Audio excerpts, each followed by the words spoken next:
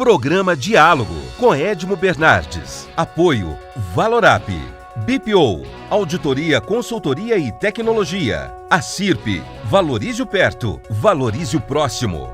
Muscake, venha reconhecer a unidade Itatiaia. Sicredi, gente que coopera cresce.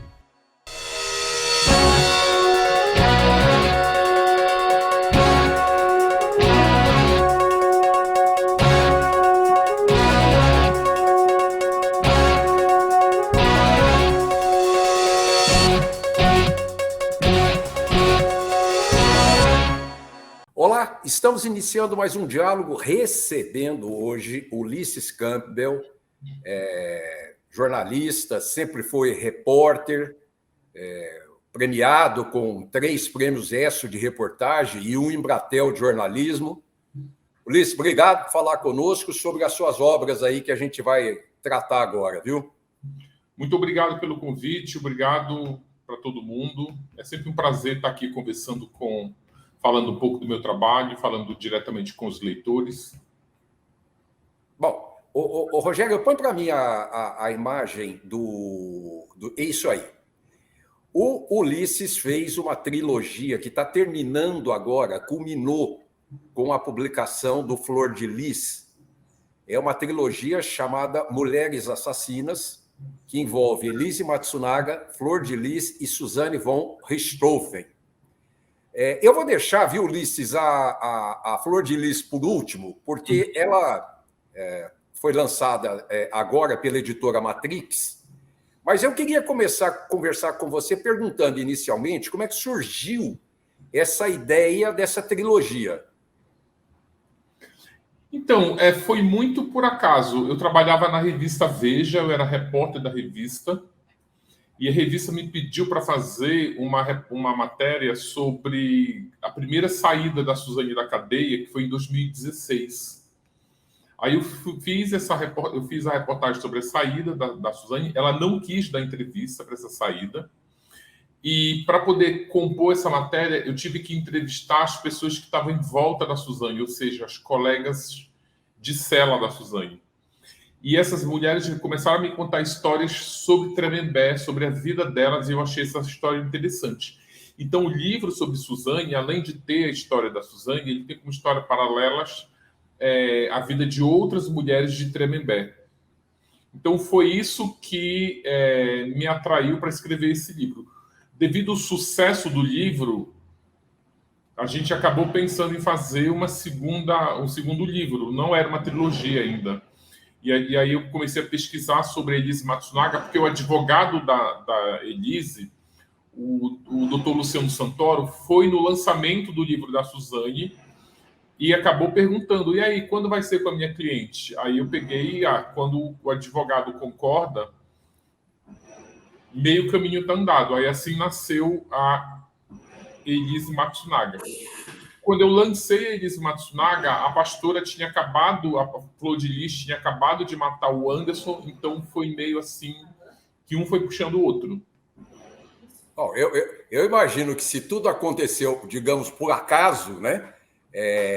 Não foi assim que você tratou, né? Cada uma dessas histórias, porque, como você disse, você esteve lá em Tremembé e aí acabou mergulhando definitivamente na história da Elise Matsunaga e depois, posteriormente, da Suzane, e depois, posteriormente, da Elise e da Flor de Lis. A pergunta que eu te faço é assim, não querendo contar um pouco do livro, porque, naturalmente, o nosso telespectador vai se interessar e comprar. Rogério, sempre que você puder colocar o livro, coloca para a gente, tá? Isso, os 3 livros. Ulisses, quando você falou que teve lá em Tremembé, o que te chamou a atenção conversando com as amigas da Suzane von Richthofen? O que mais me chamou a atenção é que, a princípio, as pessoas ficam muito chocadas com o crime da Suzane, né? Porque quase é imperdoável, inaceitável, indefensável uma menina mandar matar os pais por motivos financeiros. Só que aí, conversando com essas mulheres, eu acabei descobrindo que, por incrível que possa parecer, o crime da Suzane se torna até pequeno perto do que essas outras mulheres fizeram. Porque Tremembé, para quem não conhece, ela é uma penitenciária aqui em São Paulo, que ela tem como clientela, como público-alvo ali, pessoas que cometeram crimes muito violentos contra membros da própria família. Então, ali tem a mãe que matou a filha que matou a mãe, o irmão que matou o irmão, o marido que matou a mulher que matou o marido. Só que a história que está por trás desses crimes, assim, são coisas assim muito horrendas, muito inacreditáveis, muito assombrosas. Então, eu acho que isso que me deixou assim mais chocado. Você já estava, cronologicamente eu não me lembro, mas nessa fase que você esteve lá em Tremembé, por conta da Suzane, já estava acontecendo quando ela conseguiu, não sei se foi um habeas corpus ou liberdade provisória, que ela não quis sair da cadeia porque ela tinha começado a namorar uma moça dentro da cadeia, e aí ela não quis sair. Isso já estava acontecendo? Não, isso aí são duas coisas diferentes. A Suzane, ela teve um HC em 2006, um pouquinho antes do julgamento. Ela ainda não estava em Tremembé, ela estava numa penitenciária em Rio Claro. Então ela conseguiu, eu não lembro agora se foi 2005 ou 2006, o julgamento dela foi em 2006. Ela conseguiu um habeas corpus e ficou em liberdade por alguns dias, que é o momento em que ela dá aquela entrevista para a televisão ali, uma entrevista muito comentada, às vésperas do julgamento, e ela acabou voltando para a cadeia por conta do conteúdo dessa entrevista. Você deve estar se referindo à primeira oportunidade que ela teve de migrar para o semiaberto, onde ela teve a oportunidade de sair da cadeia. Foi. Em 2014, durante... Na verdade, não foi 2014, foi 2016. Durante 7 dias, ela ficaria fora da cadeia, que é como funciona o regime semiaberto aqui em São Paulo, que é aquelas famosas saidinhas que o público fica chocado porque ela matou os pais e sai no dia dos pais, sai no dia das mães. Só que ali tem duas coisas. Uma é a motivação, a verdadeira motivação por ela não ter saído, está revelada no livro. Apesar dela ter dito num programa da TV Record, numa entrevista com o Gugu Liberato, que ela tinha se recusado a sair porque ela preferia, que ela teria que mudar de cadeia se ela saísse, ou porque ela estava namorando o Sandrão, isso não é verdade. Ela não saiu da cadeia porque ela não tinha para onde ir. A Suzane, como muitos presos de Tremembé que matam membros da família, eles se tornam pessoas não gratas na família. Então, elas se tornam presas sem referência familiar, ou seja, traduzindo, os familiares querem ver essas pessoas pelas costas, ou seja, eles não aceitam de volta no núcleo familiar. Então, para a Suzane poder gozar dessa liberdade de 7 dias, 5 vezes por ano, ela acabou forjando o namoro com um rapaz chamado Rogério Alberti, que o Geraldo Luiz da TV Record também entrevistou esse rapaz. Ela fala que ele estava namorando, mas o livro mostra os detalhes dessa costura desse relacionamento. A Suzane, ela recebeu... o Rogério tem uma irmã que cumpria pena junto com a Suzane nessa época. E essa irmã, chamada Luciana, disse para a Suzane que que o rapaz estava apaixonado por ela e mostrou uma foto dele para ela. E ela olhou a foto e disse que não tinha interesse, que ela não achava o rapaz atraente. Só que aí, quando a justiça chamou a Suzane, olha, você já tem direito à saidinha, só que você tem que ter um endereço para poder fornecer à justiça onde você vai ficar durante essas saidinhas, a Suzane disse que não tinha para onde ir. Aí a juíza disse, olha, então volta daqui a um tempo com o endereço. Aí então ela resolve namorar esse rapaz, que ela não tinha achado nada atraente, simplesmente para poder ter o endereço para sair da cadeia. O Tremembé tem a prisão feminina ao lado da masculina, né? E os irmãos Cravinhos, os comparsas da Suzane von Richthofen, estavam ou estiveram na masculina. Eu não sei que pé que está. Isso não fez com que ela mantivesse contato com eles, não, né? Não, eles rompem os contatos um pouquinho antes do julgamento, porque apesar da Suzane ter sido presa junto com o Daniel e fazendo juras de amor, quando chegou as investigações, quando eles contrataram advogado para a defesa, eles acabaram, por uma estratégia dos advogados, eles tiveram que se acusar. A Suzane acusou o Daniel acusou a Suzane, e os dois acabaram saindo do tribunal com uma pena de quase 40 anos de cadeia. Esse contato foi rompido, né? Então, a Suzane começou a namorar esse rapaz, depois namorou o Sandrão, depois namorou esse rapaz, namorou outra pessoa. O Daniel Cravinhos se casou com a filha de uma agente carcerária, de uma agente de segurança penitenciária, né? Uma carcereira, que tinha um irmão preso em Tremembé também. Então, a vida de cada um tomou um rumo diferente. Os três estão em liberdade, mas isso não quer dizer que eles estejam quites com a justiça. Eles cumprem a pena em liberdade. Eles estão no regime aberto. O Christian Cravinho chegou a cometer um crime, voltou para a cadeia, voltou para o fechado, para o semiaberto, mas agora ele já está solto de novo. Tá. Eu vou chamar o intervalo rapidinho, Ulisses. Daqui a pouquinho nós estamos de volta. Até já.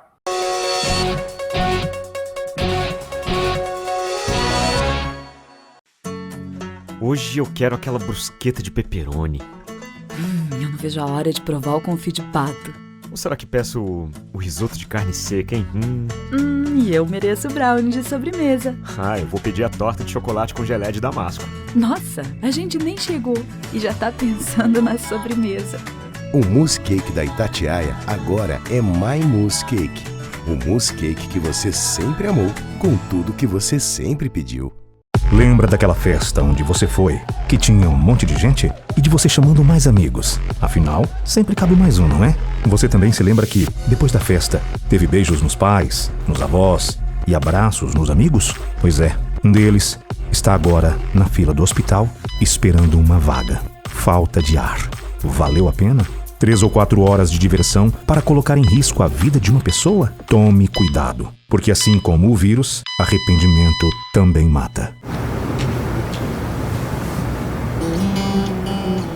Em vez de ficar sonhando com dinheiro, pense em mim, poupe em mim, guarde din-din, meu amigo parceiro. Vamos pegar o primeiro milhão, com destino à felicidade. A felicidade é poupar no Sicredi. Poupança premiada Sicredi. Economize todo mês e concorra a milhões em prêmios com destino à felicidade.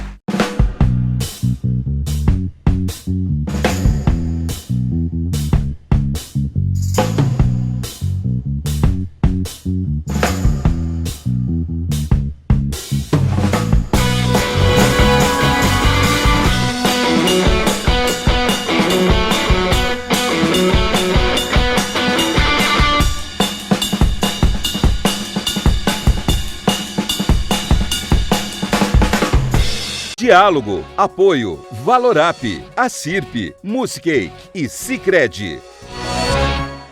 Estamos de volta com o segundo bloco do programa, recebendo Ulisses Campbell, jornalista, premiadíssimo no Prêmio ESSO, especialmente no Prêmio Embratel também, e que fez essa trilogia aí, que nós estamos vendo aí, da Elise Matsunaga, da Flor de Lis e da Suzane von Richthofen. Esse do meio aí da Flor de Lis é o mais recente, que a gente vai falar daqui a pouquinho. Antes eu quero falar da Elise Matsunaga. Bom, você estava dizendo, Ulisses, que para mergulhar no caso da Suzane, você foi a Tremembé. O advogado, você já contou, que caiu no seu colo no dia do lançamento do livro da Elise, abriu as portas para sair da Elise. E como é que foi esse mergulho na vida dela e na história dela? Então, é que é sempre uma dificuldade você entrar nesse mundo, nesse universo do assassino, por conta de elas não querem dar entrevista, elas não têm interesse em ter a vida exposta, mas, ao mesmo tempo que elas dizem não, elas vão abrindo um pouco a guarda. Por exemplo, a Elise me mandou, o advogado aceitou me ajudar, me dando acessos a processos, isso já facilita muito, porque, por exemplo, para eu ter acesso a um processo que já foi arquivado pela Justiça de São Paulo, demora muito, é muito burocrático, eu tenho que fazer um ofício, tenho que justificar o porquê que eu quero desarquivar esses processos que são públicos, o juiz tem que dar uma decisão, então isso vai demorando ali para pelo menos uns 3 meses. Como os advogados têm as cópias desses processos, então é muito mais fácil o acesso quando eles concordam. Durante o processo de pesquisa da Elise, que durou 1 ano, ela já tinha um contrato com a Netflix, que ela gravou um documentário lá que ela não podia dar entrevista. Eu também acho que não é importante para uma biografia não autorizada que esses criminosos tenham muita voz no livro, porque aquilo ali eles acabam passando uma versão muito romântica e eu não tenho interesse nessa versão. Mas com o que está ali no processo já me ajudou muito. Durante o processo de pesquisa, a Elise ela começou a me mandar cartas. E algumas dessas cartas eram endereçadas à filha. Ela queria que eu publicasse no livro cartas que ela estava endereçando à filha. Porque quando ela matou o marido, ela tinha uma filha de 1 ano. Então, hoje, o dilema da Elise é tentar reconquistar, né? Porque essa menina era muito pequena. Tentar conquistar essa menina para explicar para ela por que ela teve que matar o pai. Então, assim, uma dessas cartas está publicado no livro, está publicada no livro, assim, é uma carta muito emocionante. Então, o dilema é esse.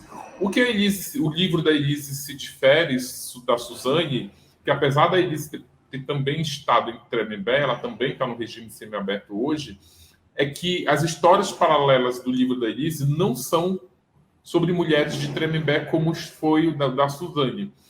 Como a Elise foi garota de programa, o livro ele traz histórias paralelas de prostitutas ou que foram amigas da Elise Matsunaga ou que tiveram algum tipo de contato com o Max Matsunaga, vítima.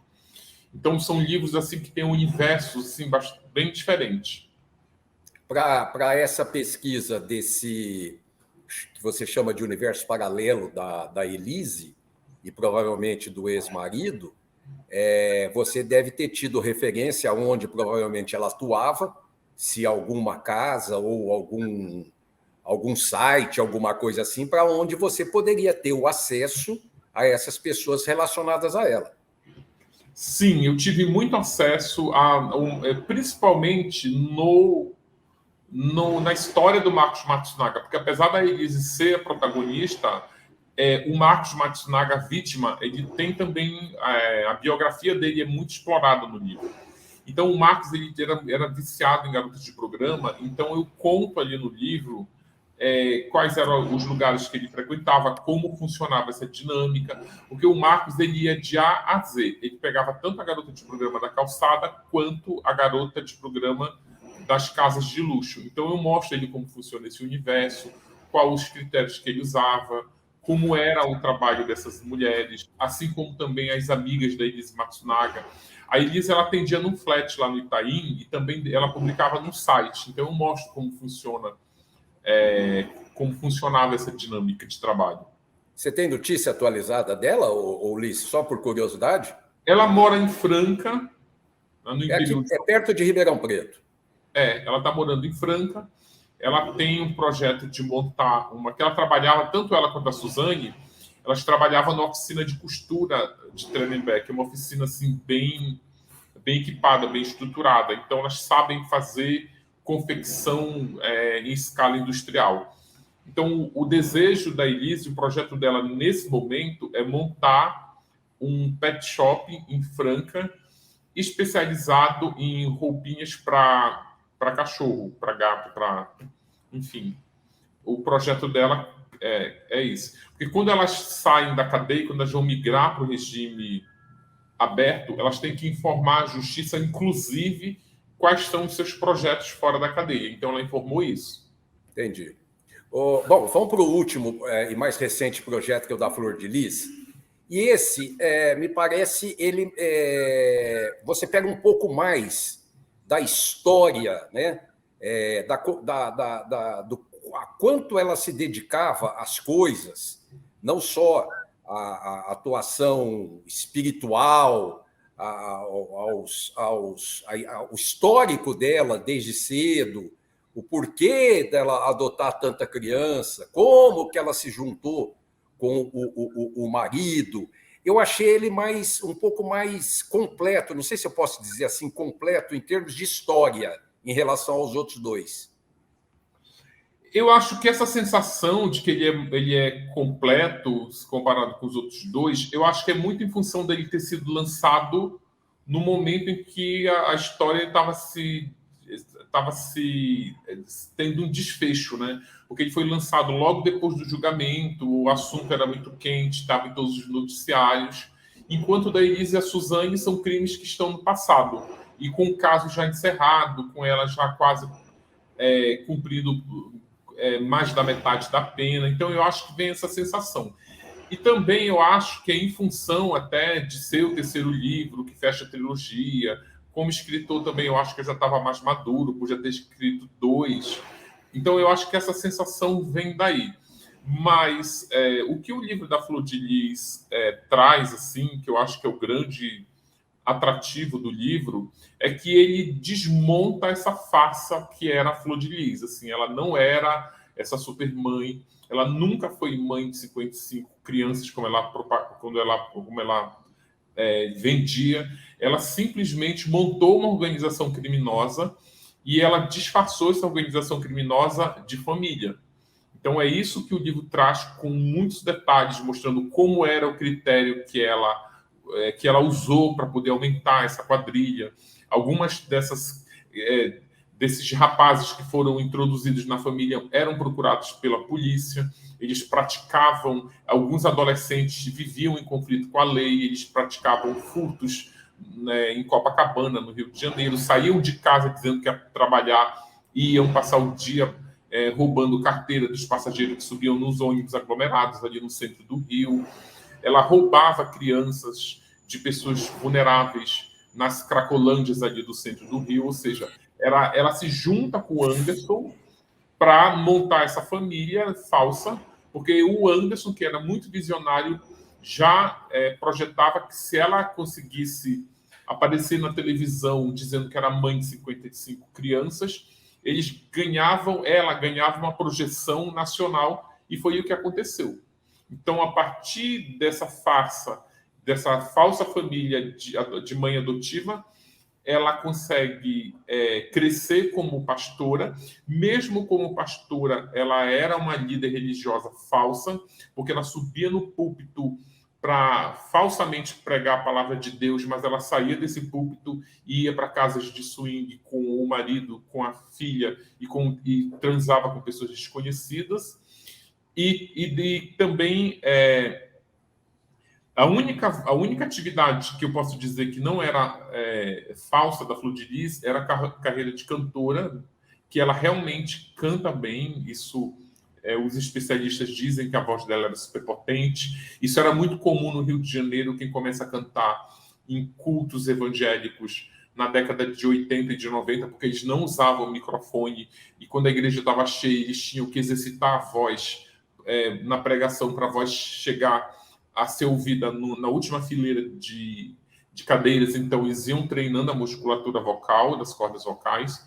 Então, é isso. E também o projeto da Flor de Lis, que foi desenvolvido pelo Anderson, de se tornar deputada, vai muito na esteira desse trabalho falso de filantropia e de líder religiosa.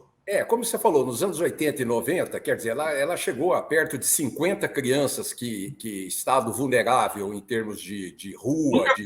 Nunca teve 50. Nunca teve. E aí ela ficou com a cara de boazinha, pegou o gosto da população, a população elegeu a deputada federal, mas aí começou a vir a história a público. Quer dizer, não só isso, mas também, por exemplo, ela tinha relação sexual com os filhos. Sim. Então, aí tem duas coisas aí. Ela nunca, vamos por parte, ela nunca teve 50 filhos. Quando as pessoas dizem que ela teve 50 filhos, é porque elas viram uma foto no jornal ou uma imagem na televisão.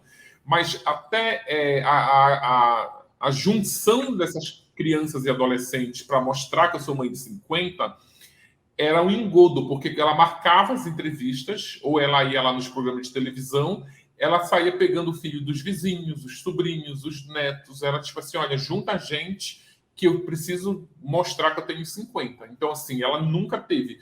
Quando diziam, corta, encerrou, todo mundo ia para suas casas e tal. O máximo que a Flor de Lis chegou a ter abrigados dentro da casa foi entre 15 e 20, e isso assim no auge da aglomeração. Por quê? Inclusive o livro mostra isso com muito detalhe. É impossível você morar numa casa de 3, 4 cômodos e manter 50 crianças, sabe? 50 filhos, 50 escovas de dente, 50 pares de sandália, 50 armários. Só não tem como você fazer comida para 50 pratos. Não tem. Ela nunca teve essa estrutura para ser mãe de 50. O livro mostra isso com muito detalhe. A outra questão aí também é dessa... Eu me perdi agora. Qual foi a outra? Não, sobre ela pegar essas 50 crianças, que você estava dizendo nunca foi 50 crianças, e eu falei dela ter relação sexual, porque ela dava banho nessas crianças pessoalmente, sim. E nas que elas achava simpática, ela tirava a roupa e entrava dentro do banho. Sim, exatamente. Aí também é outra coisa que eu queria esclarecer. Como ela nunca teve a relação de mãe com essas pessoas, era uma organização criminosa, então se a gente manter isso em mente, olha, ela não era mãe dessas crianças e adolescentes, eu não tenho registro no livro que ela fez sexo com crianças, tá? Quero deixar isso bem claro. A Flor de Lis sempre teve predileção por adolescentes, mas o registro do adolescente mais novo que eu tenho na minha pesquisa que ela se relacionou é o Anderson, que ela tinha 30 e poucos anos e ele tinha 14. Então, se a gente ter esse referencial de que ela era uma falsa mãe, ela fingia que era mãe, fica melhor da gente entender essas relações sexuais. Não só. A gente está chegando ao final do programa, mas filha da bruxa Carmosina e sobrinha de pai Miquelino. Quer dizer, ela tinha algumas tendências satânicas e que ela ocultava isso também. Eu quero agradecer o Ulisses Campbell, autor da trilogia Mulheres Assassinas, estreou com Suzanne von Richthofen, passou por Elise Matsunaga e agora está concluindo com a Flor de Lis, e me parece que isso não vai acabar tão cedo, não. Mas eu quero agradecer o Ulisses Campbell pela gentileza e deixar aí nosso espaço aberto para novos projetos. Muito obrigado pela oportunidade. Eu também queria aproveitar e informar o público que quem tiver curiosidade em relação a esses livros, tem um perfil no Instagram chamado Mulheres Assassinas, no plural, em que está ali material extra, fotos, vídeos da Suzane, da Elise, da Flor de Lis, que aí dá para se inteirar um pouco do assunto também, desse Legal. Universo de crimes. Legal. Esse é publicado pela editora Matrix. Pessoal, muito obrigado. Semana que vem estaremos de volta. Até lá. Programa Diálogo com Edmo Bernardes. Apoio Valorap, BPO, Auditoria, Consultoria e Tecnologia. A CIRP, Valorize o Perto, Valorize o Próximo. Muscake, venha reconhecer a unidade Itatiaia. Sicredi, gente que coopera cresce.